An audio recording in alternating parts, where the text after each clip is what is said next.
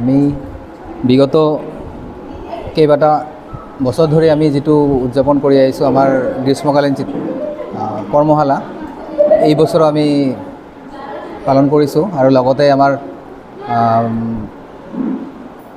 যেনেকৈ আমি টাই ডাই তাৰপিছতে জুৱেলাৰী আৰু ক্লেৰ কামৰা অসমৰ যেটো শাস্ত্ৰীয় মাস্ক তাৰ ওপৰতে আমি কাম কৰিছোঁ এই বছৰ আৰু আমাৰ ইয়াতে ল'ৰা ছোৱালীবোৰ বহুত ভালকৈ কাম কৰিছে আৰু অনাগত দিনতে বহুত ভালকৈ কাম কৰিব বুলি আশা কৰিছোঁ।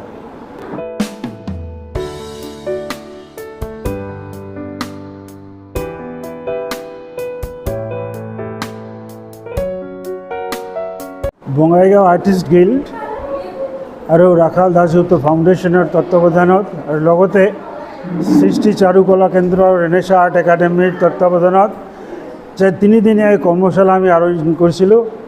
আমাৰ বঙাইগাঁও জিলাৰ সৰু সৰু ল'ৰা ছোৱালীক আমি কলা আৰু ক্ৰাফ্ট এইবিলাকৰ অলপ বিভিন্ন ধৰণৰ যেটো কলা সিহঁতে কৰিব পাৰি তাৰ কাৰণে আমি প্ৰশিক্ষণৰ ব্যৱস্থা কৰিছিলোঁ। এইটো 3 দিনীয়া প্ৰশিক্ষণ আজি সম্পূৰ্ণ হ'ল।